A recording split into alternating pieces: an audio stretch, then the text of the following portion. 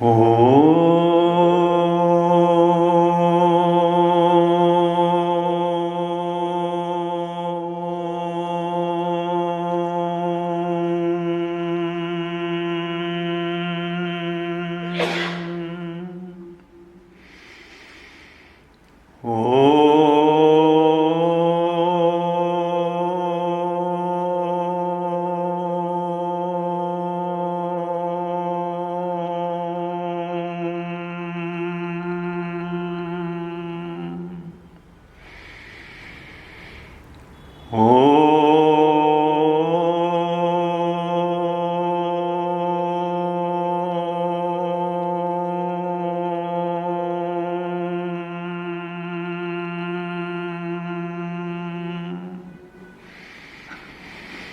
ॐ सहनाववतु सहनौ भुनक्तु सह वीर्यं करवावहै तेजस्विनावधीतमस्तु मा विद्विषावहै। ॐ शान्ति शान्ति शान्तिः।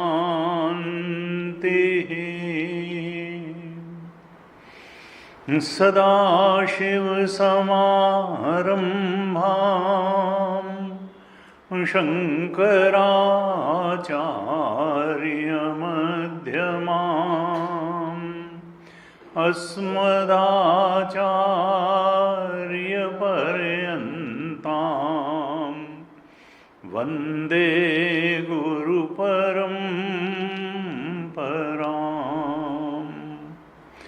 अज्ञानतिमिरान्धस्य ज्ञानाञ्जनशलाकया चक्षुरुन्मीलितं येन तस्मै श्री गुरवे नमः। तस्मै श्री गुरवे नमः। सच्चिदानन्दरूपाय विश्वोत्पत्त्यादिहेतवे तापत्रयविनाशाय श्रीकृष्णाय वयं नुमः।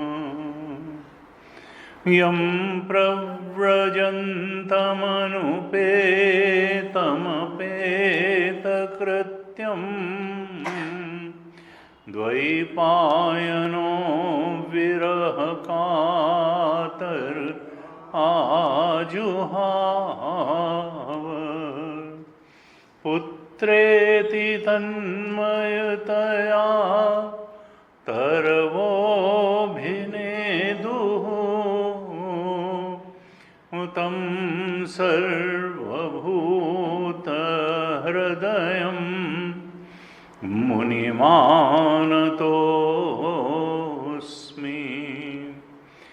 तं सर्वभूतहृदयं मुनिमानतोऽस्मि।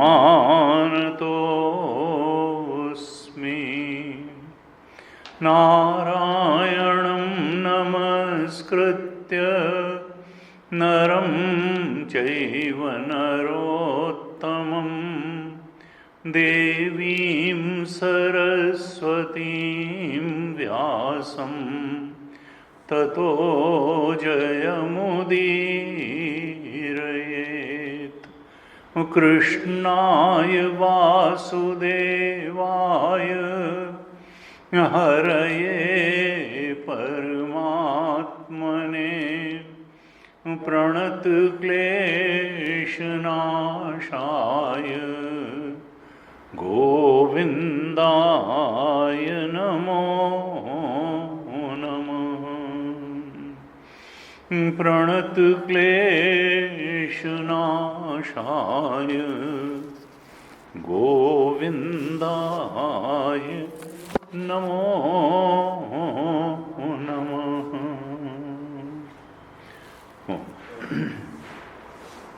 श्रीमद् भागवत महापुराण के सप्तम स्कंध पर हम चर्चा कर रहे थे। सातवें स्कंध के 12वें अध्याय पर चर्चा चल रही थी। 11 से 15 अध्याय तक यहाँ पर मानव वासना की चर्चा की गई है। 11वें अध्याय में मानव धर्म, वर्ण धर्म, स्त्री धर्म का निरूपण हुआ और 12वें अध्याय में आश्रमों के नियमों को बता रहे हैं और संवाद चल रहा है युधिष्ठिर और नारद जी के बीच में। युधिष्ठिर ने पूछा है, नारद जी बता रहे हैं, और मुख्य वक्ता और श्रोता तो शुकदेव और परीक्षित हैं ही। तो ब्रह्मचर्य के आश्रम के बारे में बताया, वानप्रस्थ के आश्रम के बारे में बताया इस 12वें अध्याय में। तो हमने ब्रह्मचारी के आश्रम के जो नियम हैं इन पर चर्चा की थी और मुख्य रूप से तो यही था कि इंद्रिय और मन का संयम रखे। चारों ही आश्रम वाले, ब्रह्मचर्य, गृहस्थ, वानप्रस्थ या संन्यास, वो कामनाओं और काम्य वस्तुओं में बहुत आसक्त न हो, रक्षा करे, अपने मन को उद्वेलित न करे, क्योंकि कामनाएं ही हैं जो मन को उद्वेलित कर देती हैं, विक्षेपग्रस्त कर देती हैं और व्यक्ति फिर परेशान होता रहता है। क्योंकि कामना जो है वो एक प्रकार की कल्पना ही है, प्रक्षेपण ही है, और संसार में चीज़ें वैसी निकलती नहीं हैं जैसी हम कामना करके उनके पीछे भागते हैं। इसलिए सारे वेदांत का और भागवत का भी संदेश यही है कि जीव जैसे भी हो सके तुम आत्मबोध को प्राप्त करो, क्योंकि सुख तुम चाहते हो और सुख आत्मा का धर्म है, सुख विषयों का धर्म नहीं है। जिन काम्य विषयों का तुम इच्छा कर रहे हो उन विषयों का धर्म सुख नहीं है, इसलिए वो वहाँ मिलेगा नहीं। इसलिए तुम जब उस चीज़ को नहीं पाओगे जहाँ उसको खोज रहे हो तो फिर तुमको कभी डिप्रेशन होगा, कभी फ्रस्ट्रेशन होगा, कभी टेंशन होगा, मन विक्षेपग्रस्त बना रहेगा, अब नहीं तो आगे। तो ये बात जो है ये किसी परम सत्य तक पहुंचाने वाली नहीं है, ये तुमको भटकाएगी, तुमको अशांत बनाएगी। संसार के लिए की गई कोई भी इच्छा मनुष्य के चित्त को भटकाती है, बेचैन करती है, अशांत करती है और अतृप्त रखती है। कभी भी आज तक मन तृप्त नहीं हुआ। इच्छाएं तो बहुत सी पूरी हुई, लेकिन अतृप्ति जैसी की तैसी बनी रही, बेचैनी भी बनी रही, अशांति भी बनी रही। तो फिर इस बेचैनी को दूर करने, अशांति को दूर करने, अतृप्ति को दूर करने और शाश्वत तृप्ति शांति पाने का जरिया क्या है? तो वेदांत भी कहता है और भागवत जी भी कहती हैं कि अब उसके लिए तुमको अंतर यात्रा करनी पड़ेगी। और अंतर यात्रा करने के लिए मन थोड़ा सा रिक्त होना चाहिए आत्मचिंतन के लिए। तुलसी मन तो एक है, भाव तहाँ लगाओ, चाहे हरि की भगति कर, चाहे विषय कमाओ। तुम या तो विषयों का ही चिंतन कर सकते हो, संसार के काम में पदार्थों भोगों का ही चिंतन कर सकते हो, या आत्मा परमात्मा का ही चिंतन। तो संसार की तरफ से थोड़ी उपरति होना आवश्यक है, तभी सतत आत्मचिंतन की ओर ये मनुष्य साधक जीव बढ़ सकता है। इसलिए वैराग्य का बार बार महत्व है। और जब तक हम दुखद और प्रतीति मात्र अनात्म, पूरे के पूरे अनात्म को प्रक्षेपण मात्र निश्चय नहीं कर लेते हैं, प्रतीति मात्र निश्चय नहीं कर लेते हैं, तब तक हमारी आसक्ति संसार में बनी ही रहेगी। इसलिए धीरे धीरे करते करते अपनी दृष्टि को हमको सुधारना होगा। हमने इल्यूजन में रियलिटी की दृष्टि रखी हुई है और इस कारण से रियलिटी का हमको कोई पता नहीं है। रियलिटी आत्मा है और इल्यूजन अनात्मा है। वी से लेकर के ओईटी तक इल्यूजन है। जब हम इल्यूजन में ही कुछ पाने की भाग दौड़ करते रहेंगे तो फिर आत्मा को पाने के लिए चिंतन कहाँ से होगा, सत्संग कहाँ से होगा, स्वाध्याय कहाँ से होगा, समय कहाँ से मिलेगा। और तब तक हम द्वंद्व में फंसे रहेंगे। द्वैत ही हमको सत्य लगता रहेगा कि हम पाने वाले हैं और संसार पाने वाली चीज है, और हम पाने वाले चेतन हैं। हम जीव चेतन हैं, हम अहम चेतन हैं और हमारे जीवन का उद्देश्य अहम केंद्रित इच्छाओं की पूर्ति करना है और उनकी पूर्ति करके सुख पाना है। और सुख न मिले तो दोबारा पूर्ति, तिबारा पूर्ति, 100 बार पूर्ति, 1000 बार पूर्ति, लाख बार पूर्ति, अनंत जन्मों से यही करते चले आ रहे हैं। शास्त्र कहता है, जिन्होंने पाया बोध प्राप्त संत कहते हैं, देखो यात्रा को बहिर्मुखी से थोड़ा सा विड्रा करके अंतर्मुखी बना लो, आत्मोन्मुखी बना लो। आत्मचिंतन में इस बुद्धि का निवेश कर दो। संसार गुरु और शास्त्र के वाक्यों में सत्य बुद्धि कर लो, तभी आत्मवस्तु की उपलब्धि होगी। हमने पिछली कक्षा में भी चर्चा की थी कि श्रद्धा करो भाई। ये नहीं कि हमको तो ये अच्छा लगता है, हम तो ये ठीक समझते हैं, तभी तो तुम गलत चीज को ही ठीक समझे चूंकि बैठे हो। इसलिए जीवन से बेचैनी, अशांति, अतृप्ति गई नहीं। शास्त्र और गुरु के वाक्यों में श्रद्धा रख करके उनमें सत्य बुद्धि करनी ही पड़ेगी। शास्त्रस्य गुरुवाक्यस्य सत्य बुद्ध्यावधारणा सा श्रद्धा कथिता सद्भि यया वस्तु उपलब्धते। विवेक चूड़ामणि में भगवान शंकराचार्य गुरु और शास्त्र के वाक्यों में सत्य बुद्धि रखना, यानी अपनी अज्ञानजन धारणाओं में सत्य बुद्धि न रखना, अपनी इच्छाओं और इच्छाओं की पूर्ति में सत्य बुद्धि न रखना। शास्त्र और गुरु के अनुसार जीवन जीना, इच्छाओं के अनुसार जीवन न जीना, क्योंकि वो तुमको भटका रही हैं, बहुत समय से भटका रही हैं, दुखी ही देंगी। बुद्ध ने कहा desire is mother of pain, और हम कहते हैं कि नहीं, desire is not mother of pain, हम तो डिजायर पूरी करके ही सुख लेंगे। भाई तो बुद्ध जो है वो ऐसे फोकट में रास्ते चलते, तुम उनको थोड़ो ये महावाक्य मिल गया था। 12 साल तपस्या करी, कहाँ कहाँ भटके, तब जा करके ये दृष्टि उनकी बन पाई कि desire is mother of pain, और आत्मा सुख का सागर है। तो ये द्वैत बुद्धि जाए, ये द्वैत में भोग बुद्धि जाए, इसके लिए शास्त्र और गुरु के वाक्यों में सत्य बुद्धि करके, श्रद्धा करके हम चलें तो तदा वस्तु उपलब्धते। ये कहा कि ये सारे गुण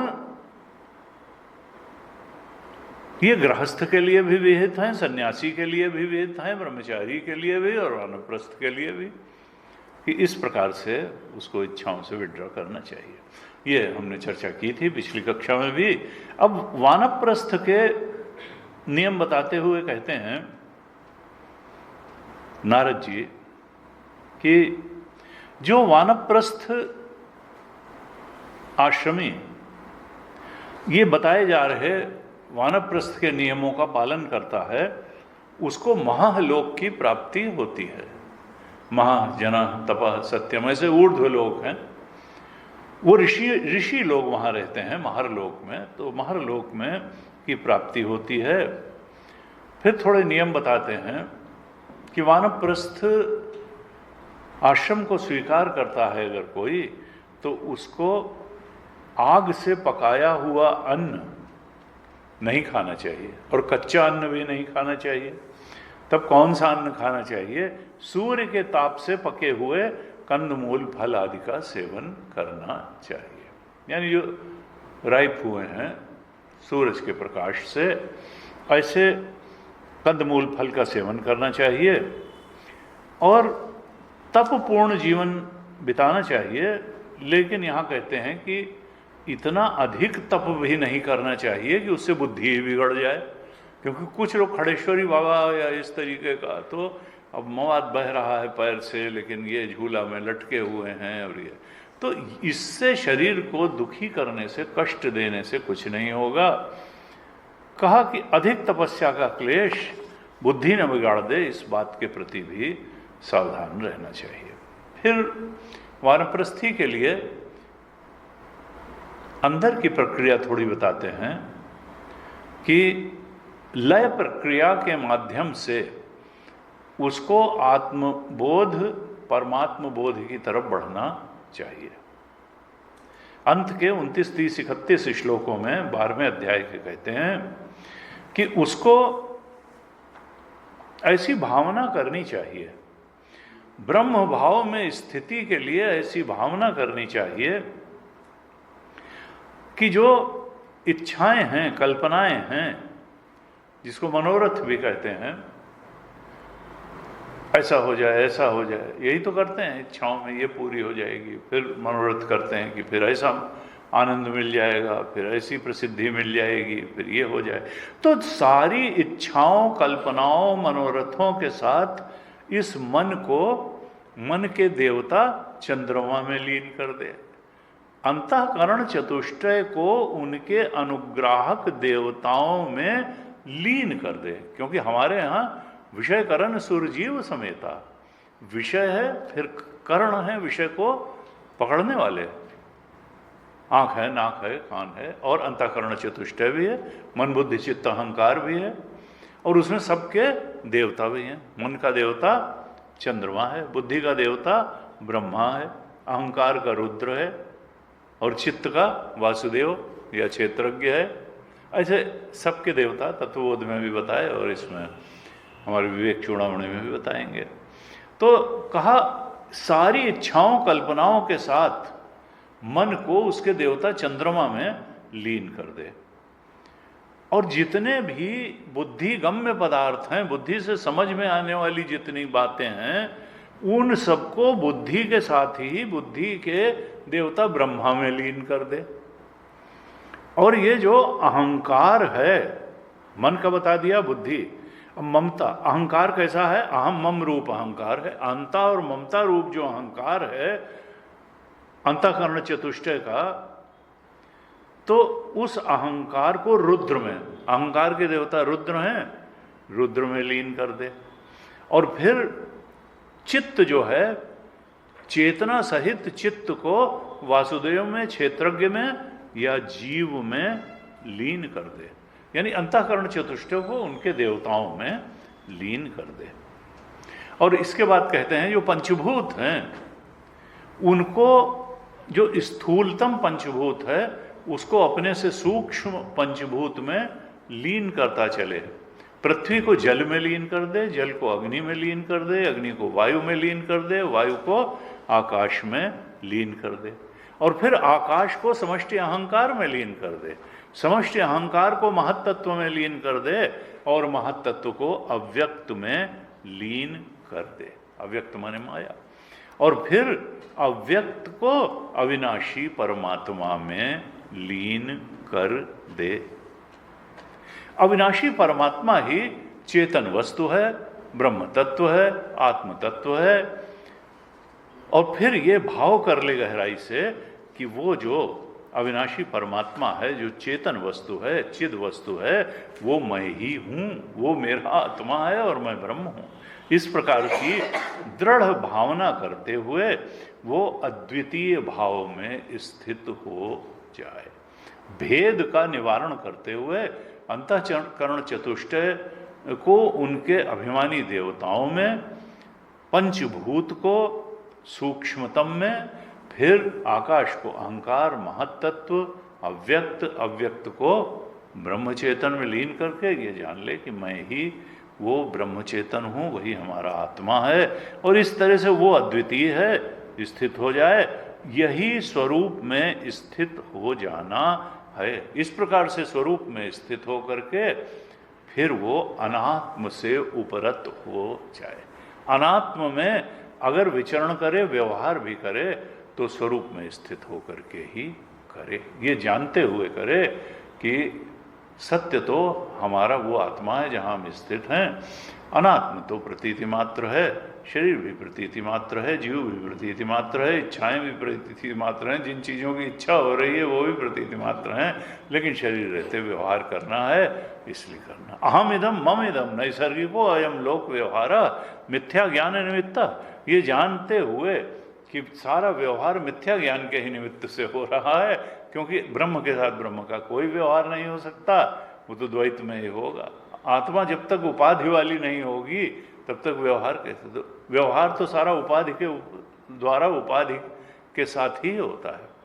तो शरीर की उपाधि जैसी है वैसा व्यक्ति का परिचय होता है, बुद्धि की उपाधि जैसी है वैसा परिचय होता है, स्वभाव जैसा होता है वैसा परिचय होता है। तो ये जानते हुए कि द्वैत मिथ्या है, हमको व्यवहार करना है, अनात्म में ही व्यवहार होगा, लेकिन हम जानते रहेंगे कि सत्य तो आत्मा है। इस प्रकार से 12वें अध्याय में कहा। अब 13वें अध्याय में यति धर्म का निरूपण है। यति धर्म का मतलब सन्यासियों का धर्म। याद रहे कि चरम और परम आश्रम सन्यासी ही है। ये हमने मॉडर्न कंटेक्स्ट में बना लिया है कि वंस गृहस्थ तो ऑलवेज गृहस्थ। ये ऋषि चिंतन नहीं है। ऋषियों द्वारा जो मनुष्य के जीवन का स्वरूप बताया गया वो वर्णाश्रम धर्म का बताया गया। तो आश्रम धर्मों में यह है कि क्रमशः चलते चलते ब्रह्मचर्य आश्रम भी, फिर गृहस्थ आश्रम आना चाहिए, फिर वानप्रस्थ भी आना चाहिए, और फिर चरम आश्रम के रूप में सन्यास भी सबके जीवन में आना चाहिए। It is not for few. ये कहा ये मनुष्य मात्र के जीवन के अंतिम पड़ाव में 10, 12, 15, 20 साल व्यक्ति को सन्यासी की तरह रहना ही चाहिए। सबके जीवन में चारों आश्रम आने चाहिए, और अगर वृत्ति बन जाए तो ब्रह्मचर्य के बाद भी सन्यास लिया जा सकता है, गृहस्थ में भी किसी समय लिया जा सकता है, और वानप्रस्थ में भी किसी समय लिया जा सकता है। कोई बाध्यता नहीं है कि आयु के अनुसार ही सन्यास लिया जाए, वृत्ति के अनुसार भी लिया जा सकता है, लेकिन आयु के अनुसार भी तो फिर सबके जीवन में आना ही चाहिए। तो यहाँ पर यति धर्म का निरूपण करते हुए नारद जी कहते हैं युधिष्ठिर से कि धर्मराज, अगर वानप्रस्थी में ब्रह्म विचार की सामर्थ्य हो तो फिर सब शरीर के अतिरिक्त सब कुछ छोड़ करके वो सन्यास ले ले। लेकिन हाँ, ये भी है कि अगर अंदर से सन्यास के नियम साधने की क्षमता उसको लग रहा है नहीं है तो न भी ले, क्योंकि फिर अगर सन्यास ले लिया, विदिशा सन्यास किसी गुरु से ले लिया, और फिर सन्यास के नियम न साध पाए तो फिर जगहसाई भी होगी, और शास्त्र भी इसको अच्छी दृष्टि से नहीं देखता है। नारद जी कहते हैं युधिष्ठिर, सन्यासी को चाहिए कि सब प्राणियों का हितैषी हो और शांत रहे। ये नहीं कि दुर्वासा का अवतार न हो जाए कि बात बात में गुस्सा, बात बात में गुस्सा। गुरु जी कहते थे, हमारे गांव के पास एक थे, उन्होंने नियम बना रखा था कि गंगा जी के किनारे रहते थे, नहाएंगे धोएंगे, उसके बाद पूरी गीता का पाठ करेंगे। तो नहाते धोते सब करते, उनको सुबह जो है 9 बज जाता था, फिर वो पाठ शुरू करते थे, 3 घंटे पाठ में लगता था, 12 बज जाता था। उसके बाद जो है फिर वो अपना भोजन वगैरह बनाना शुरू करते थे, और सवेरे से कुछ खाते नहीं थे। तो फिर जैसे ही 18वां अध्याय खत्म हुआ, उसके बाद उनके पास जो गया उसकी शामत ही है। फिर अगर कौवे ने भी ऊपर से बोल दिया तो उसी को 2 4 6 अपशब्द। वो 19वां जो अध्याय है वो बड़ा ही विचित्र होता था। तो जो है, जो क्रोध के अवतार वो वहां फिर हो जाते थे उस समय। इसलिए 18वां अध्याय खत्म होने के बाद जब तक वो भोजन पा न लें तब तक उनके पास जाना खतरे से खाली नहीं था। तो कहा कि भाई इस तरीके की जो है, गुरुदेव भी कहते थे कई बार क्या होता है कि जब शुरू शुरू में साधक जो है संयम का प्रयास करता है तो वो कुछ सीमा तक संयम तो कर लेता है, लेकिन क्रोध बढ़ जाता है। अपने आप से ही जैसे खींचा हुआ सा रहता है अपने आप से ही खींचा हुआ सा रहता है, क्योंकि चाहता कुछ है, करना कुछ पड़ रहा है, तो एक अजीब खिंचाव सा होता है और उसमें वो अन्य विकारों पर तो विजय पाता है, लेकिन क्रोध जो है बढ़ जाता है। तो उनका ऐसा नहीं होना चाहिए। तो का हितैषी रहे सारे प्राणियों का, शांत रहे। शांति जो है बहुत बड़ा लक्षण है आध्यात्मिक उन्नति का। प्रसन्न रहना चाहिए अगर प्रसन्न नहीं रह रहा है तो मतलब अभी कुछ जो है कुछ कहीं कुछ अटक रहा है, अभी साधना में कुछ गड़बड़ी है। शांति और प्रसन्नता रहनी चाहिए और भगवत परायण रहे। और कहा कि किसी का आश्रय न ले, क्योंकि जो निवृत्ति मार्गी है उसकी निवृत्ति ही उसको जीवन जीने लायक जो कुछ आवश्यकताएं हैं वो उपलब्ध करा देती है। ये भागवत जी में कई बार आया। प्रवृत्ति मार्गी को तो बहुत प्रवृत्ति करके चीज़ें मिलती हैं, निवृत्ति मार्गी की जो आवश्यकताएं हैं, ये नहीं वो बड़ी लग्जूरियस लाइफ लीड करेगा, उसकी निवृत्ति ही उसके लिए जीविका का इंतजाम कर देती है। कहते हैं फिर उस समय दृष्टि क्या रखे कि सारे विश्व को परमात्मा में अध्यस्त जाने। सत्य परमात्मा है, ये वो अधिष्ठान है और सारा विश्व द्वैत उसमें क्या है, अध्यास मात्र है। द्वैत अध्यास है, अनात्म जो है अध्यास है और आत्मा ही अधिष्ठान है, आत्मा ही सत्य है, अनात्मा जो है प्रतीति मात्र है, अध्यस्त है। इस जगत को ब्रह्म रूप देखे और अपनी आत्मा को भी ब्रह्म रूप देखे, यानी ये सारा जगत आत्मा में ही प्रतीत हो रहा है, तुम्हारी सत्य आत्मा है, प्रतीति होने वाला जगत नहीं है। कहते हैं जो आत्मदर्शी सन्यासी है वो बंधन और मोक्ष दोनों को माया जाने। बंधन भी माया है, आत्मा के अलावा कुछ है ही नहीं।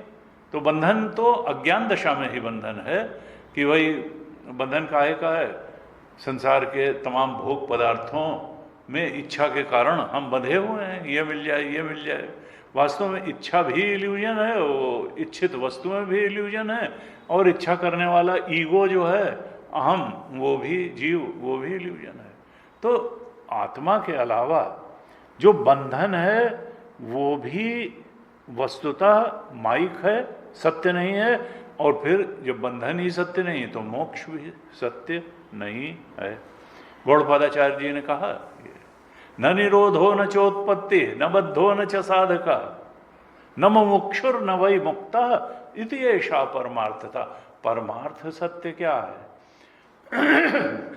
न कहीं प्रलय है, न निरोध हो, न कहीं प्रलय है और न कहीं सृष्टि पैदा हुई है। वास्तव में वो तो आत्मा है, स्वरूप ही है। ये तो इच्छाओं के कारण सृष्टि प्रतीत हो रही है। वी का प्रक्षेपण है सारा, पीएफटी से लेके ओईटी तक।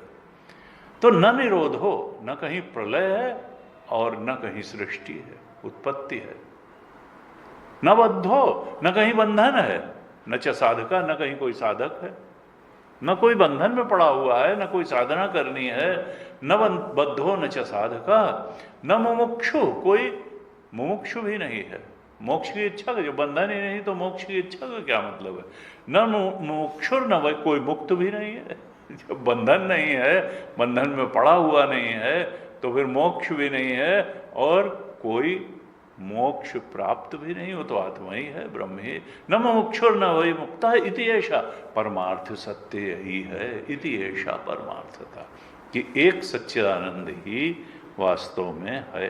कहा इस प्रकार से समझ करके न तो मृत्यु का अभिनंदन करे कि जब कुछ है ही नहीं तो कल ही क्यों न चल दें, न तो मृत्यु का अभिनंदन करे और न अनिश्चित जीवन का, न तो जीवन के चक्कर में बहुत पड़ने की जरूरत है कि लॉन्ग लिव, जब प्रारब्ध खत्म होगा चल देंगे, क्या दिक्कत है।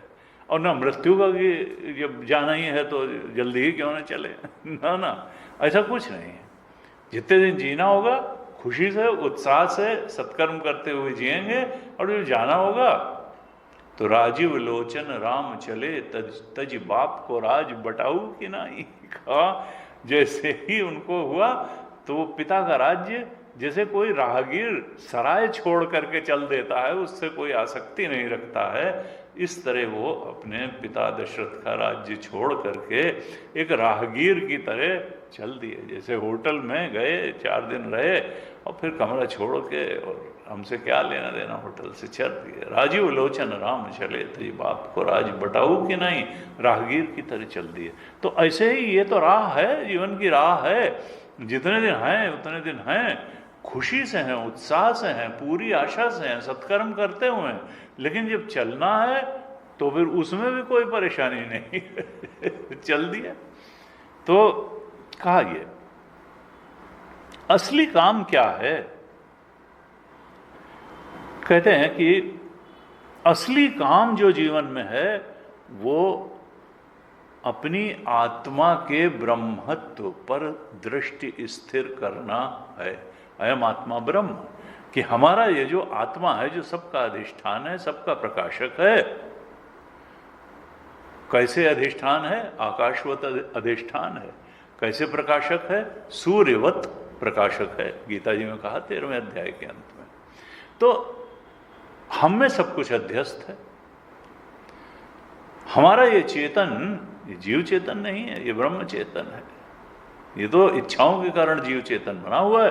इसी ब्रह्म चेतन में, क्योंकि सब चीज वृत्ति से ही जानी जाती है, बाहर पता नहीं कैसा है, क्या है, कितना है, क्या है। हम तो उसी चीज को जान पाते हैं जिस चीज का आकार हमारी बुद्धिवृत्ति ले पाती है। बुद्धि वृत्ति में अगर ना आवे तो हम जान ही नहीं पाएंगे, चाहे जो होता रहे। तो असल में तो हमारे पल्ले तो बुद्धि की वृत्ति ही पड़ती है। वो विषय जिनका आकार थॉट ले सकती है, उसी को हम जान जाए। हम केवल अपनी बुद्धिवृत्तियों को जानते हैं। ये तो हम कल्पना कर लेते हैं कि बाहर वैसा ही होगा या उतना ही होगा जितना हमारी बुद्धिवृत्ति ले रही है। We only know our thoughts and those objects जो थॉट जिनको कंसीव कर सकती है, जितना कंसीव कर सकती है, जैसे कंसीव कर सकती है, उतना ही जान लेते हैं। तो कहा कि देखो, मनुष्य जीवन में करने का असली काम क्या है? हम अपनी ब्रह्म दृष्टि को स्थिर कर लें, दृढ़ कर लें। बहुत सारे ग्रंथों का अभ्यास करना ये काम नहीं है। शंकराचार्य भगवान ने विवेक चूड़ामणि में लिखा, अविज्ञाते परे तत्वे शास्त्राधीतिस्तु निष्फला, विज्ञाते तु परे तत्वे शास्त्राधीतिस्तु निष्फला। अविज्ञाते परे, अगर वो ब्रह्म तत्व जो हमारा अपना आपा है, स्वरूप है, वो पकड़ में नहीं आया, उसमें दृढ़ता, उसके बोध में दृढ़ता से हम स्थित नहीं हुए, हमने नहीं जाना कि हम ब्रह्म स्वरूप हैं। अविज्ञाते परे तत्वे शास्त्र अधीता, अधीता माने पढ़े हुए, तो सारे पढ़े हुए शास्त्रों का कोई फल निकला नहीं, निष्फल ही हो गया सारा पढ़ना। अविज्ञाते परे तत्वे शास्त्र अधीता तु निष्फला।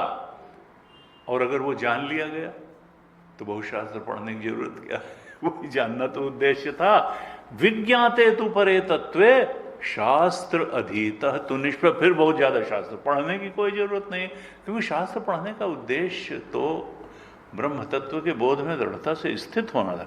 तो इसलिए कहते हैं कि ग्रंथों का अभ्यास करना उद्देश्य नहीं है, ब्रह्म दृष्टि को स्थिर करना उद्देश्य है। ग्रंथों का अभ्यास करना या बहुत प्रवचन करना भी उद्देश्य नहीं है। उद्देश्य ये सब साधन हो सकते हैं, ये साध्य नहीं है। साध्य तो ब्रह्म दृष्टि स्थिर करना है। न बहुत सारे ग्रंथों का अभ्यास करना हमारा उद्देश्य है, न प्रवचन करना उद्देश्य है, न आश्रम बनाना उद्देश्य है, न चेला बनाना उद्देश्य है। उद्देश्य ब्रह्म दृष्टि को दृढ़ता से स्थिर करना है। ये सब अगर होते भी हैं तो ये साइड वर्क हैं। ग्रंथों का बहुत सारे अध्ययन कर लेना, प्रवचन करना, आश्रम बनाना, चेला बनाना, ये ना। तो कहा कि और ऐसे शास्त्र भी हैं जो अनात्म वस्तु का प्रतिपादन करते हैं, उसी को सत्य बताने की कोशिश करते हैं। तो यहाँ कहा कि ऐसे शास्त्रों से दूर रहे, उनसे प्रेम न करे। जो अनात्म वस्तु का प्रतिपादन करते हैं सत्य कह करके, उनसे दूरी बनाए। कहा वाद विवाद न करे, तर्क न करे, संसार में किसी का पक्ष न ले, शिष्य मंडली न जुटावे, बहुत से ग्रंथों का अभ्यास न करे, व्याख्यान न दे, बड़े बड़े कामों का आरंभ न करे।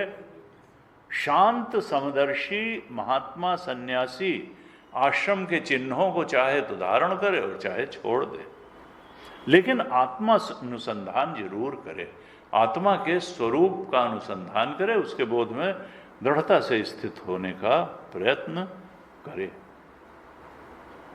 कहा परम सत्य आत्म तत्व ब्रह्म तत्व के बोध में स्थित हो, लेकिन वो उस ब्रह्म तत्व के बोध में स्थित है इस बात का प्रदर्शन करते हुए न घूमे। जो कहते मैं तो ब्रह्मज्ञानी हूं तो जो है तो प्रदर्शन करते न घूमे। उनका कैसा तो फिर कैसा रहे। कहा हो तो अत्यंत विचारशील, लेकिन जान पड़े जैसे पागल और बालक की तरह जान पड़े। उन्मत्त बालवत, जड़वत, ये कहा जड़वत, बालवत, उन्मत्तवत। जैसे बालक है, इसका जो है कुछ ज़्यादा जानता उनता नहीं है। बालवत, जड़वत, उन्मत्तवत, जिन्हें कैसी उल्टी सीधी बात करता है। जान पड़े पागल और बालक की तरह, हो अत्यंत विचारशील।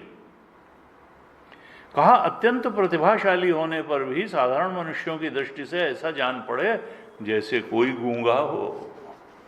तो जड़ भरत ने जैसे डाल लिया था कि आसक्ति ना हो जाए, हिरण से ही आसक्ति हो जाएगी, तो उन्होंने तो ज्ञान तो था पिछले जन्म का, उन्होंने कहा जाओ हम बोले, तो मुंह में कंकड़ डाले रहते थे, बोलते ही नहीं थे। फिर रघुगण पे प्रेम आया तो फिर थोड़ा उसको ज्ञान दिया। प्राचीन कहते हैं युधिष्ठिर महात्मा लोग इस संदर्भ में, यति धर्म बताने के संदर्भ में कि सन्यासी के धर्म क्या है, एक प्राचीन इतिहास का वर्णन करते हैं। और ये इतिहास क्या है, दत्तात्रेय मुनि और प्रहलाद के बीच का हुआ संवाद है। इससे यति धर्म पर प्रकाश पड़ता है। नारद जी कहते हैं युधिष्ठिर, प्रहलाद जी उन दिनों लोकांतर में विचरण कर रहे थे, और तभी उन्होंने विचरण करते समय देखा कि कावेरी नदी के तट पर एक मनीषी मुनि पड़े हुए हैं और धूल धूसरित है, उनके अंग प्रत्यंग जो है धूल धूसरित हैं, लेकिन उनके अंगों से एक प्रकार की पवित्र ज्योति निकल रही है, निर्मल ज्योति निकल रही है। देखने में ही बड़े तेजस्वी और सिद्ध पुरुष से दिखाई देते थे। तो प्रहलाद जी ने उनके चरणों में प्रणाम किया और फिर प्रश्न किया कि भगवान, आपका जो शरीर है ये तो बड़ा हृष्ट-पुष्ट है, और हृष्ट-पुष्ट शरीर किसका होता है? भोगी लोगों का है, जो जम के खा रहा है, जिम भी जा रहा है, सब कुछ कर रहा है, तो अपना बढ़िया तगड़ा है, मसलमैन और जैसे भी। और आप जो है, ये संसार का नियम है कि, और उसके लिए शरीर को हृष्ट-पुष्ट बनाने के लिए भोगी, और भोग के लिए धन चाहिए है, प्रोटीन शेक भी पीना है, और फिर ये भी करना है, और सवेरे ये, दोपहर में ये, शाम को ये। और बड़े बड़े लोग तो भाई डाइटिशियन भी रख लेते हैं कि उस समय जो है, तब तो शाहरुख खान 55 साल में 22 साल के दिखते हैं, नहीं ऐसे थोड़ा जो दिख जाएंगे एक एक चीज़ नाप तौल के जो है उनको पकड़ाता होगा उनको डाइटिशियन की, नहीं नहीं इससे ज़्यादा नहीं, इतना नहीं। तो कहा कि ये जो हृष्टपुष्ट शरीर है ये तो भोगी लोगों का दिखता है, और भोग पदार्थ पाने के लिए तो धन की आवश्यकता होती है, और धन के लिए उद्योग की आवश्यकता होती है। आप तो बिल्कुल उद्योग रहित होकर के पड़े हुए हैं, और शरीर आपका भोगियों की तरह हृष्टपुष्ट है, उद्योग आप करते नहीं हैं, इसलिए धन आपके पास है नहीं, तो भोग आप कहाँ से भोगेंगे? और बिना भोग के आपका ये शरीर इतना हृष्टपुष्ट कैसे है? और आप सारे संसार को कर्म करते हुए देख करके भी कर्म करने को लालायित नहीं हो रहे हैं, आप समभाव से पड़े हुए हैं, इसका कारण क्या है? नारद जी कहते हैं, धर्मराज, तब दत्तात्रेय जी ने कहा, प्रहलाद, मैंने ये जान लिया है कि तृष्णा एक ऐसी वस्तु है जो इच्छानुसार भोगों को प्राप्त होने पर भी पूरी नहीं होती है। वो तृष्णा बनी है, इच्छानुसार भोग मिल भी गए तब भी तृष्णा बनी रहती है। आशा तृष्णा नाम हुई, मर मर गए शरीर, ये नहीं है ये।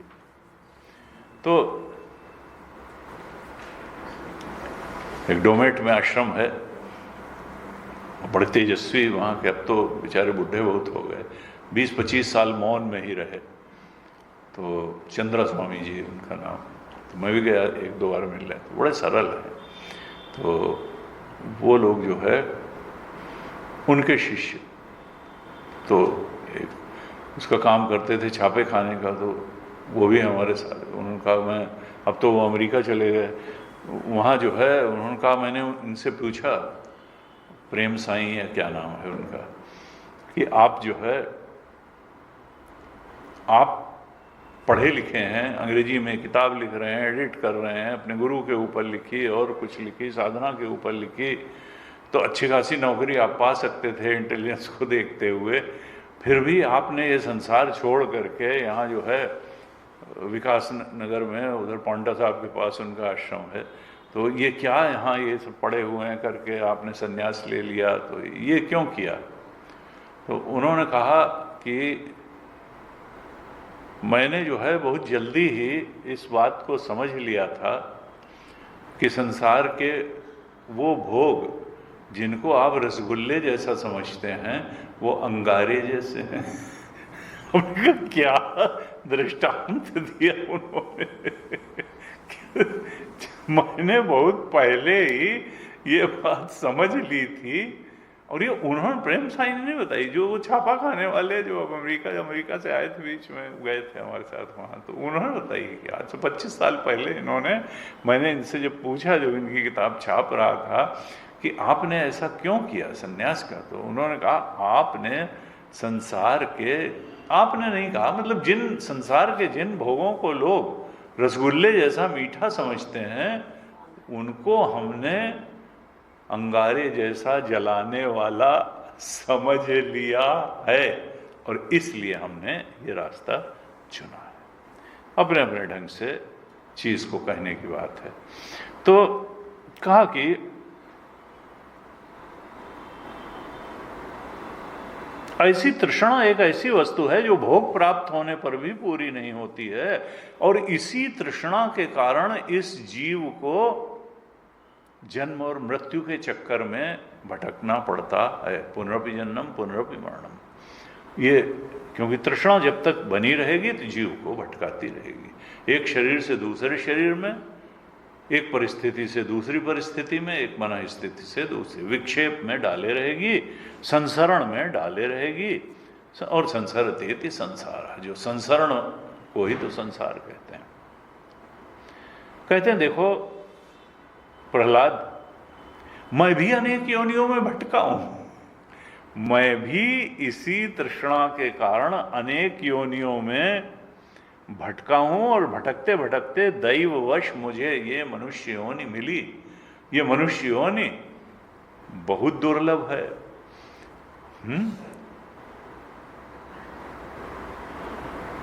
त्रयम एतद् दुर्लभम लोके दैवानुग्रह हेतुकम मनुष्यत्वम मोक्षत्वम महापुरुष संशय।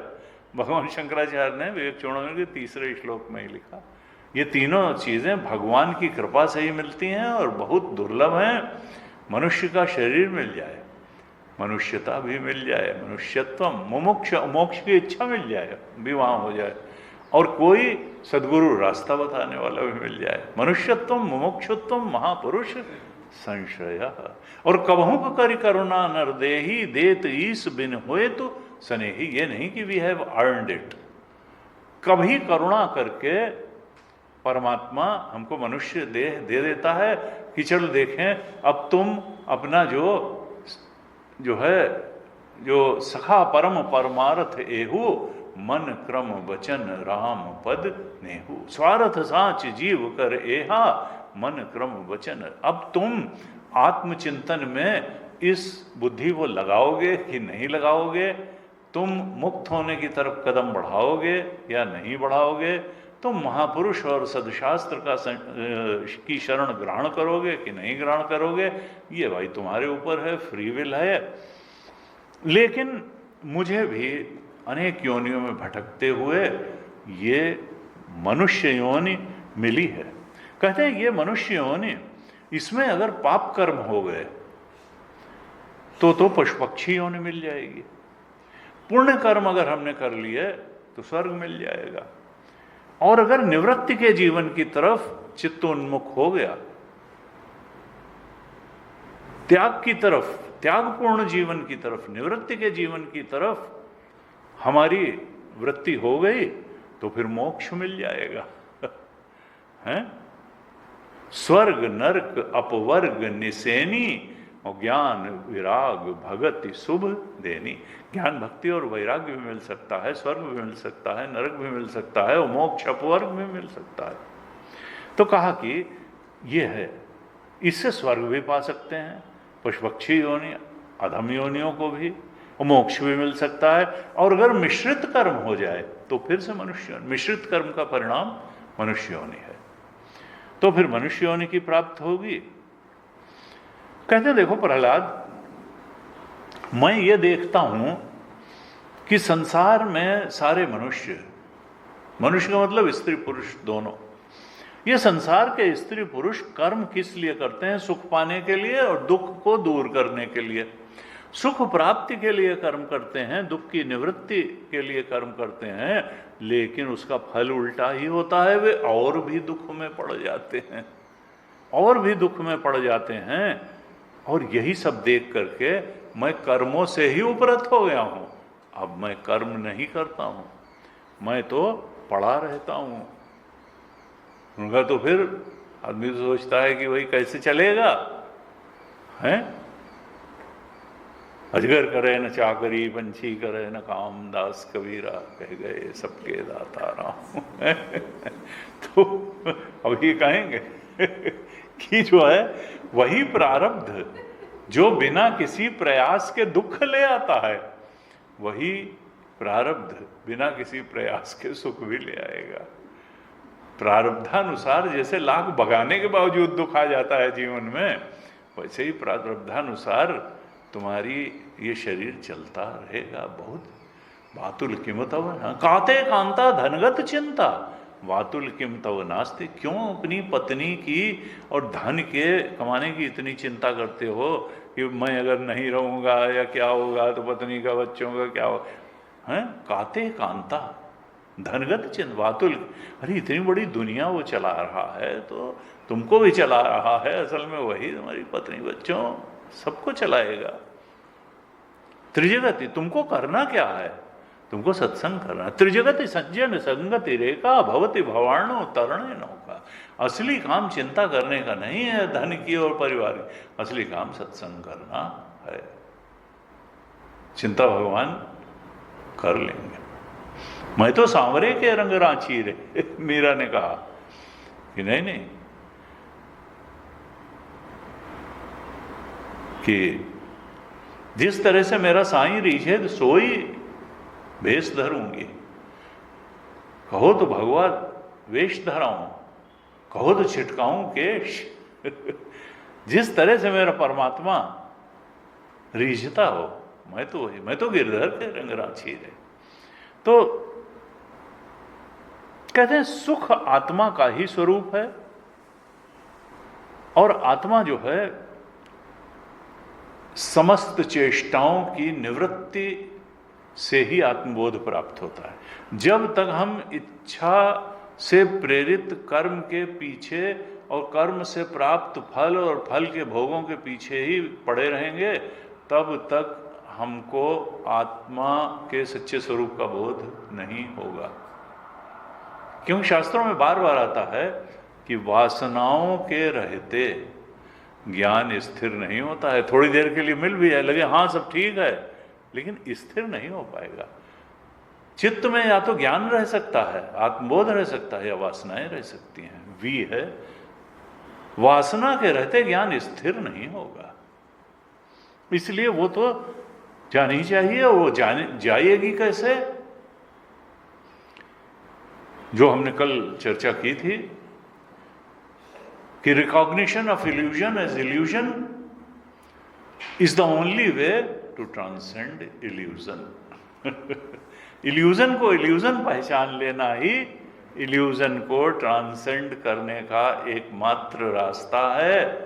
और जब इल्यूजन ट्रांसेंड हो जाएगा तो आत्मा ही रियलिटी है, ये तब रियलिटी खुद ही क्लियर हो जाएगी। जब तक इल्यूजन ही रियलिटी लगता रहेगा तब तक आत्मा रियल है, ये बात हमारे अंदर गहराई से दृढ़ होकर के ये निश्चय बैठ नहीं पाएगा। यहां भी यही कहते हैं कि इसलिए भोगों को मनोराज्य मात्र समझकर मैं प्रारब्ध को भोगता हुआ पड़ा रहता हूं। मैंने जान लिया है कि जो संसार के भोग हैं ये इच्छाओं का प्रक्षेपण है, कल्पना मात्र हैं, मनोरथ मात्र हैं, और मैं प्रारब्ध है तो ये शरीर चलने के लिए प्रारब्ध इंतजाम करेगा। तपोवन जी महाराज हिमाच्छादित चोटियों में चल देते थे अगले टाइम के लिए, जेब में 2-4 चना रखे बिना ही चल देते थे, और पूरा 77 साल जिंदा रहे। और ऐसी स्थितियां आई कि जहां सोचे थे पहुंचेंगे मंदिर, कहीं दूर नहीं पहुंच पाए और लगा प्राण निकलेंगे। और कोई आदमी मिला अचानक उतने बर्फीले में जहाँ पे कोई न घास भी नहीं उगती है न कोई चला रहा। उसने कहा महाराज आलू खाओगे? और उसने कुछ भुने हुए आलू दिए, इन्होंने 3-4 आलू खाए, कुछ ताकत आई तो आगे चल दिए। तो प्रारब्ध के भरोसे अपने को छोड़कर इसको कहते हैं आकाश वृत्ति। साधुओं में इसको आकाश वृत्ति कहते हैं कि भाई कोई जो है हमने आगे के लिए बहुत परेशान होकर के नहीं, भगवान को जिंदा रहना होगा, रखना होगा। अगर प्रकृति को इस शरीर की कोई आवश्यकता होगी तो रखेगी, नहीं रखेगी। फिर कहते हैं दत्तात्रेय जी कि मनुष्य अपने सच्चे स्वार्थ को भूल जाता है। और सच्चा स्वार्थ क्या है? कि आत्मा ही सत्य है और आत्मा ही सुख स्वरूप है। तो वास्तविक सुख पाने का मतलब है आत्मा को पाना, आत्म सत्य को पाना, आत्मज्ञान को पाना, आत्म सुख को पाना। ये एक ही बातें हैं। और व्यक्ति ये भूल जाता है वास्तविक सुख तो उसका स्वरूप है, और तब वो मिथ्या द्वैत को सत्य मानते हुए उसी के पीछे भागना शुरू करता है। और ऐसा करने के कारण वो जन्म और मृत्यु में भटकता रहता है। अनेक भयंकर, लिखा भयंकर और विचित्र जन्मों और मृत्युओं में भटकता है। क्योंकि अगर निम्न योनियों में चले गए, वो दिखाते हैं कि उसके क्रोकोडाइल के कितने, शार्क के 2000 दांत होते हैं, क्रोकोडाइल के कितने दांत होते हैं, और यहां तो खाली 32 दांत हैं। तो ही कई बार डेंटिस्ट के पास जाना पड़ जाता है, कितना दर्द होता। उनके यहाँ कौन डेंटिस्ट बैठा है 20,000 दांत में? अगर 3 दांत में भी दिक्कत हो गई तो क्या है, मरो, दांत का दर्द लेके शिकार करो, नहीं तो चलने में हड्डी टूट गई क्या करोगे, मरो।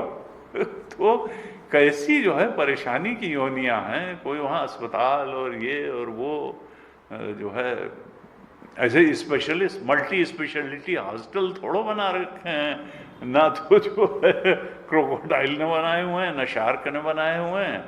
वहाँ तो ये है कि फिर बस ठीक है।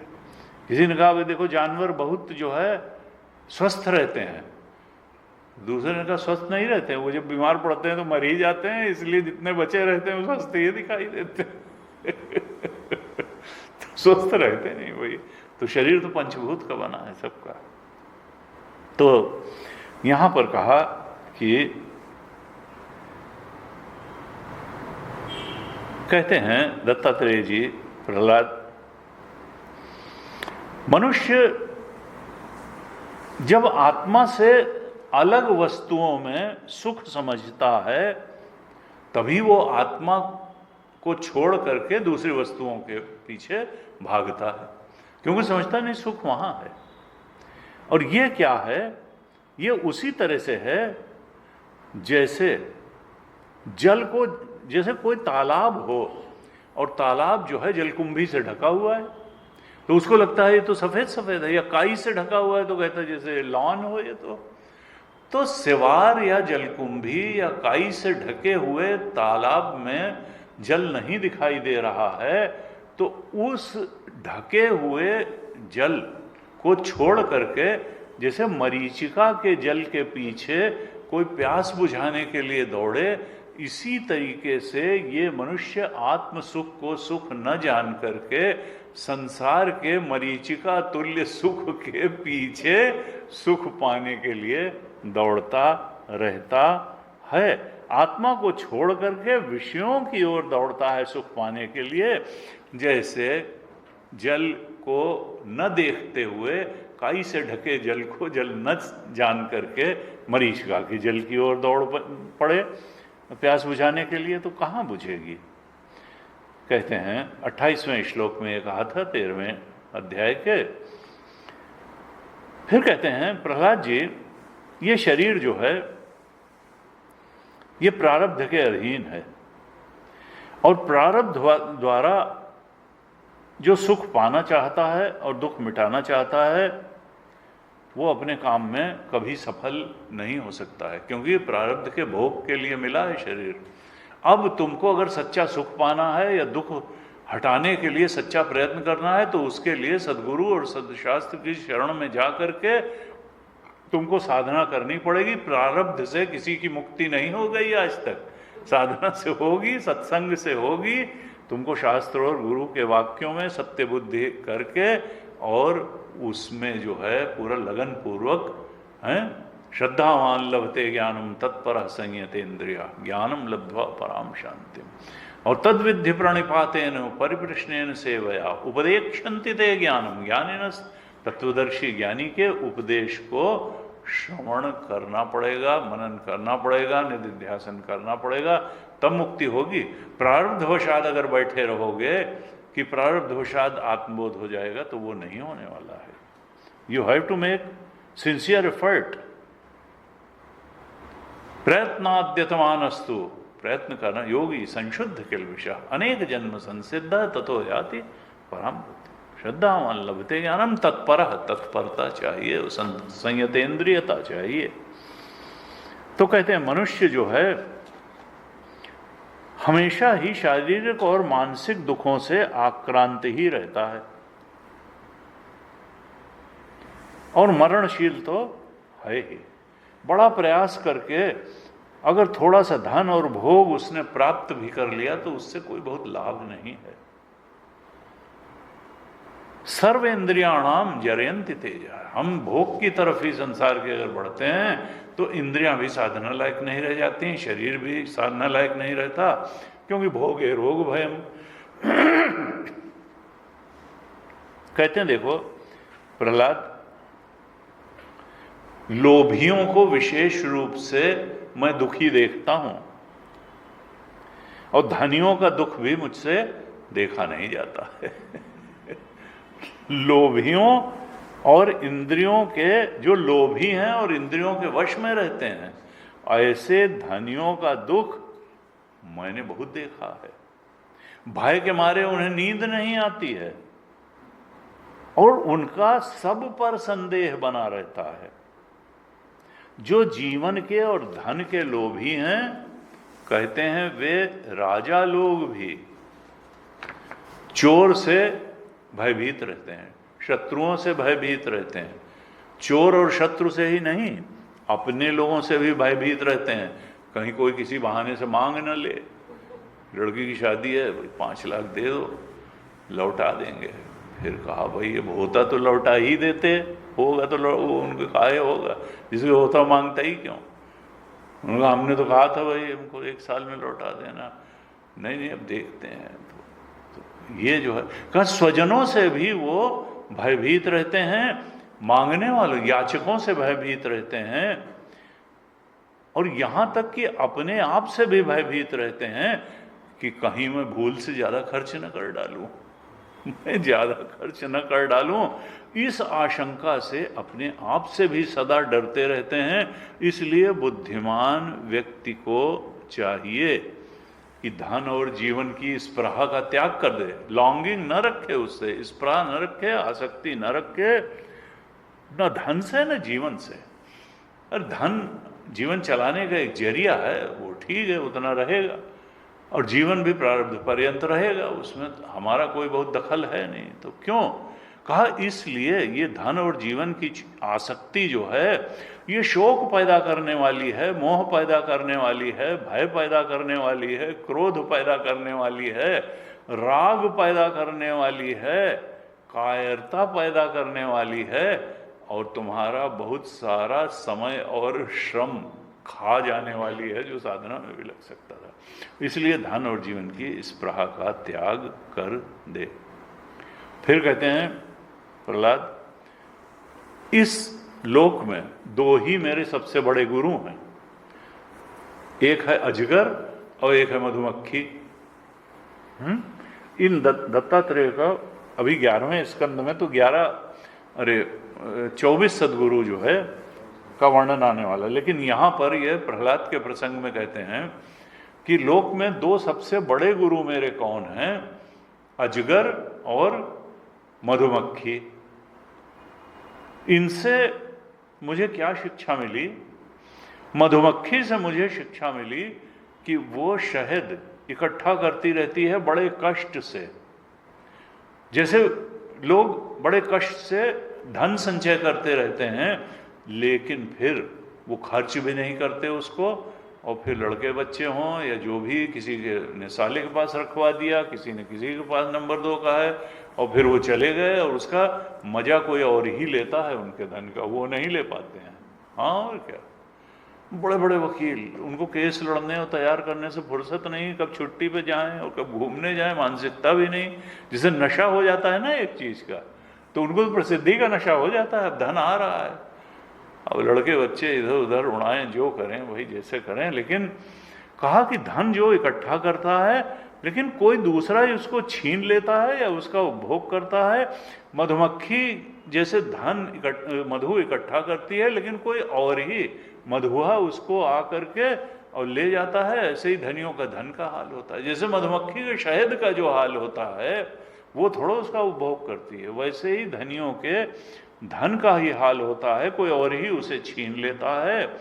और इसी कारण मुझे मधुमक्खी की जो स्थिति है उसको देख करके लगा कि वैराग्य ही जीवन का लक्ष्य है। बहुत इकट्ठा करने से वो तुमको कुछ खास मिलने वाला नहीं है, कोई और ही तुम्हारी इकट्ठा की हुई चीज़ों का भोग करेगा। तो मधुमक्खी से मुझे वैराग्य की शिक्षा मिली। और अजगर का मैंने देखा कि अजगर करे न चाकरी, वो तो बहुत तेज दौड़ भी नहीं सकता है, कुछ नहीं, लेकिन उसको भी शिकार मिल ही जाता है, वो जिंदा रहता है। और कहते हैं बहुत ज़्यादा, 1000 साल जिंदा रहता है, बहुत लंबी उम्र होती है अजगर की। कहा तो अजगर से मुझे क्या शिक्षा मिली कि संतोष। मधुमक्खी से मुझे वैराग्य की शिक्षा मिली और अजगर से मुझे संतोष की शिक्षा मिली। तो इसलिए मैं प्रारब्ध के भोग में ही संतुष्ट रहता हूं और संसार से वैराग्य है, मैं कुछ करता नहीं हूं, मैं विरक्त रहता हूं। विषय भोगों के संग्रह से विरक्त ही रहना चाहिए, ऐसी मुझे मधुमक्खी से शिक्षा मिल गई और अजगर से शिक्षा मिल गई कि जो भी मिल जाए, जितना मिल जाए, उसमें संतुष्ट रहना चाहिए। कहते हैं और मैं क्या करता हूं कि मनुष्यों के स्वभाव भिन्न भिन्न होते हैं। तुम अगर क्रिटिसाइज करना शुरू करोगे तो हमने देखा कि कुछ लोग तो खुले रूप में कह भी देते हैं, असल में ऐसा है ना, हमारी किसी से पट नहीं पाती है। हमारी किसी से पट नहीं पाती है। तो अब गुरुजी कहते थे देखो, सब कोई गलत नहीं हो सकता है। अगर तुम्हारी किसी से भी नहीं पट पाती है, इसका मतलब कहीं कमी तुम्हारे ही अंदर होगी, लेकिन वो अपने को कमी मानने को तैयार नहीं है। यहाँ पर कहते हैं कि मनुष्यों के स्वभाव भिन्न भिन्न होते हैं, इसलिए मैं न तो किसी की निंदा करता हूं न किसी की स्तुति करता हूं। हाँ, मैं ये जरूर करता हूं कि मैं सबका परम कल्याण और परमात्मा से एकता चाहता हूं। मैं ये जरूर चाहता हूं कि सब लोग अपने परम कल्याण के मार्ग पर अग्रसर रहें और जो परम सत्य परमात्मा है उससे एकत्व के बोध को प्राप्त कर लें। इतना मैं सदाशयता के साथ जरूर जीवन जीता हूं, लेकिन मैं किसी की निंदा नहीं करता, किसी की स्तुति नहीं करता। और हर एक का व्यवहार अलग अलग है, क्योंकि हर एक की का स्वभाव अलग अलग है। फिर कहते हैं मनुष्य को चाहिए कि देखो, ये जो भेद विभेद मालूम पड़ रहे हैं, इसका कारण हमारी वासनाएं हैं। सत्य तो आत्मा है, आत्मा तो एक अखंड सर्वव्यापक है, चेतना में तो टुकड़े हो ही नहीं सकते हैं। भेद और विभेद जो है, जो मालूम पड़ रहे हैं, उनको मनुष्य को चाहिए कि चित्तवृत्ति में फिर लीनता की बार बार बात भागवत जी में आ रही है। लय प्रक्रिया कठोपनिषद में भी आई है, लय प्रक्रिया। कहा भेद विभेद जो मालूम पड़ रहे हैं उनको चित्तवृत्ति में हवन कर दे, क्योंकि चित्तवृत्ति से ही तो भेद विभेद मालूम पड़ते हैं। अब चित्तवृत्ति ना हो तो कहाँ भेद मालूम? डीप स्लीप में कोई भेद मालूम नहीं पड़ता, समाधि में कोई भेद मालूम। तो जो भेद विभेद हैं उनको चित्तवृत्ति में हवन कर दे और चित्तवृत्ति को मन में लीन कर दे और मन को सात्विक अहंकार में लीन कर दे और सात्विक अहंकार को महत्त्व में लीन कर दे। वही जो अभी थोड़ी देर पहले बताया है उसी को बता रहे हैं फिर से। महत्त्व को माया में हवन कर दे, क्योंकि सारे भेद विभेद का कारण माया ही है, अविद्या ही है, जो जीव के हिस्से में अविद्या के रूप में पड़ी है, वासना के रूप में पड़ी है। सारे भेद विभेद का कारण माया ही है। इस तरह से क्रमशः भेद विभेद को चित्तवृत्ति में, चित्तवृत्ति को मन में, मन को सात्विक अहंकार में, सात्विक अहंकार को महत्त्व में और महत्त्व को माया में हवन कर दे। और फिर माया को, जो माया का भी अधीश्वर है परमात्म तत्व, उसमें लीन कर दे, स्वाहा कर दे, हवन कर दे। और इस प्रकार आत्म स्वरूप में स्थित हो करके सब कुछ से उपरत हो जाए। समझ ले कि एक आत्मा ही सत्य है। इस प्रकार से अंत में उपदेश किया प्रहलाद जी को और कहा, प्रहलाद जी, ये जो मैंने तुमको अपनी कथा, आत्मकथा बताई है, ये बहुत गुप्त है और ये लोक और शास्त्र से परे की चीज है। ये मेरा अनुभूत सत्य है, जो जीवन के मेरे निष्पक्ष निरीक्षण से, परीक्ष लोकान से मुझे ये बोध प्राप्त हुआ है। लेकिन मैंने तुम्हारे प्रति इसका वर्णन किया क्योंकि तुम भगवान के अनन्य प्रेमी हो। इस प्रकार से ये 13वां अध्याय पूरा होता है। अब 14वें अध्याय में गृहस्थ संबंधी सदाचार का वर्णन कर रहे हैं नारद जी। युधिष्ठिर पूछते हैं नारद जी से कि भगवान, आपने ये तो बता दिया कि आत्म साक्षात्कार, अपने स्वरूप का बोध ही जीवन का लक्ष्य है, लेकिन हम तो ग्रह में आसक्त गृहस्थ हैं। हम भी बिना किसी विशेष परिश्रम और विशेष साधना के उस बोध को कैसे प्राप्त कर सकते हैं, ये आप कृपया बताइए। तो नारद जी बहुत थोड़े में पहले बताते हैं कि युधिष्ठिर, मनुष्य गृहस्थाश्रम में रहे और अपने गृहस्थ धर्म के अनुसार सारे काम करे, लेकिन सारे कामों को भगवान को समर्पित कर दे। तुलसीदास जी ने लिखा, हरि ही समर्पे बिनु सत्कर्मा। अगर भगवान को समर्पित नहीं किया तो सत्कर्म भी अहंकार को बढ़ाने वाला हो जाएगा। क्योंकि ये होता है कि हमने कितने अच्छे अच्छे काम किए, देखो अपनी पीठ ठोकेगा आदमी। तो उन्होंने कहा कि राजनीति बिनु धन बिनु धर्मा। राजनीति नहीं होती बिना धन के, और नीति धर्म जाने बिना कोई राजनीति में सफल नहीं होता। राजनीति बिनु धन बिनु धर्मा, और हरि ही समर्पे बिनु सत्कर्मा। सत्कर्म भी अगर कर रहे हो, उसका फल भगवान के चरणों में नहीं समर्पित किया, तो फिर वो अंतःकरण शुद्ध करने के बजाय अहंकार को और सुशोभित करने वाला, बढ़ाने वाला हो जाएगा और बांध देगा संसार में। इसीलिए गीता जी में सावधान किया कि यत् करोषि यदश्नासि यज्जुहोषि ददासि यत् तपस्यसि कौन्तेय तत्कुरुष्व मदर्पणम्। तुम जो भी करते हो सब मुझ कृष्ण परमात्मा को अर्पित करके करो। इच्छा परायण मत करो, प्रभु परायण, प्रभु की प्रेरणा से करो, और फल भी प्रभु को समर्पित करके करो। प्रसाद बुद्धि से जितना तुम्हें आवश्यकता है उतना भोग कर लो, बाकी से तुम्हारा कोई मतलब नहीं है। कहते हैं कि गृहस्थ को चाहिए कि सब काम भगवान के प्रति समर्पित कर दे और संत महात्माओं की सेवा भी करे, क्योंकि संत महात्माओं की सेवा करने से ही क्या होगा कि अच्छी बात, नए विचार, लक्ष्य को पाने का साधन, और वो साधन तो श्रवण ही है, आत्मबोध का साधन। जब बहुकाल करे सत्संगा तब ही होई सब संशय भंगा, और जाई ही सुनत सकल संदेहा रामचरण होई अति नेहा। आत्म प्रेम में अगर परिनिष्ठित होना है तो सत्संग और श्रवण से बढ़ करके दूसरी साधना नहीं है। जाई ही सुनत सकल संदेहा। सुंदरकांड में कहा, तात स्वर्ग अपवर्ग सुख धैर्य तुला एक अंग, और तूल न ताहि सकल मिल जो सुख लव सत्संग। स्वर्ग अपवर्ग का सारा सुख एक पलड़े में रख दो और सत्संग का सुख एक में रख दो, तो भी सत्संग वाला पलड़ा ही भारी रहेगा।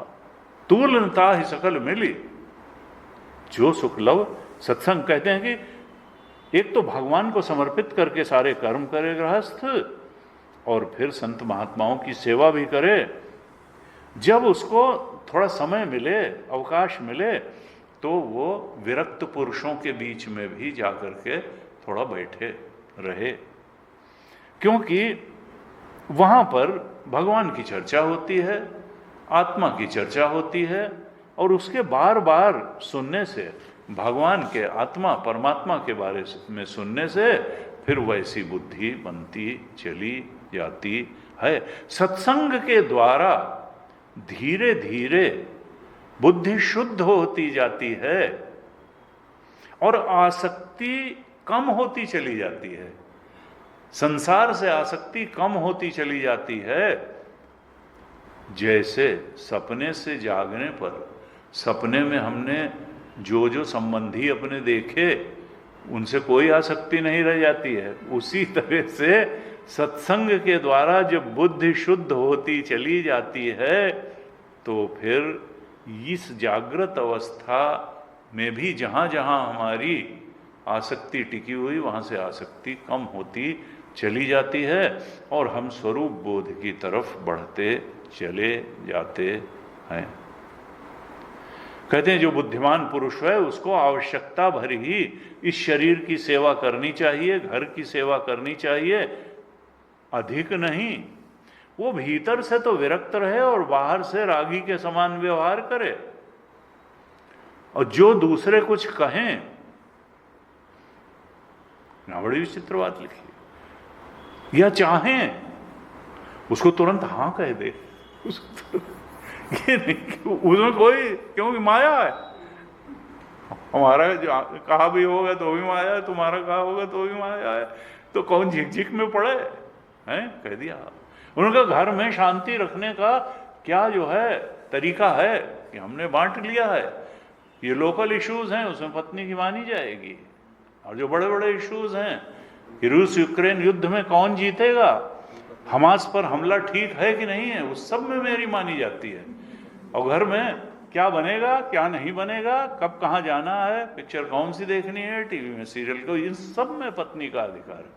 जितने छोटे इश्यूज हैं सब वो पत्नी जो है डील करेंगी, और जितने बड़े बड़े नेशनल इंटरनेशनल इश्यूज हैं, बिहार में गवर्नमेंट नीतीश कुमार की बनेगी कि लालू की बनेगी, बीजेपी उसने समझा होगा कि नहीं होगा, कि इंडिया टूटेगा कि इंडिया, उन सब में मेरी, तब सब चीज बहुत ठीक चलेगी। डिवीजन होना चाहिए अधिकार क्षेत्र का बिल्कुल ठीक से, जो है उसका वितरण होना चाहिए, फिर कोई दिक्कत नहीं होगी। और अगर आपने अनुमोदन न किया फिर तो भाई जो है छोटी छोटी बात भी झगड़े का कारण बन जाएगी, छोटी से छोटी बात झगड़े। तो यहाँ कहा कि भीतर से ममता न रख करके जो कुछ दूसरे कहें उसका तुरंत अनुमोदन कर दे, हाँ ऐसे ही है, बस ठीक, ऐसे होता। तो टाइम हो गया। ओम पूर्णमदः पूर्णमिदं पूर्णात् पूर्णमुदच्यते पूर्णस्य पूर्णमादाय पूर्णमेवावशिष्यते। ओम शांति शांति शांति। हरि ओम। श्री गुरुभ्यो नमः। हरि ओम।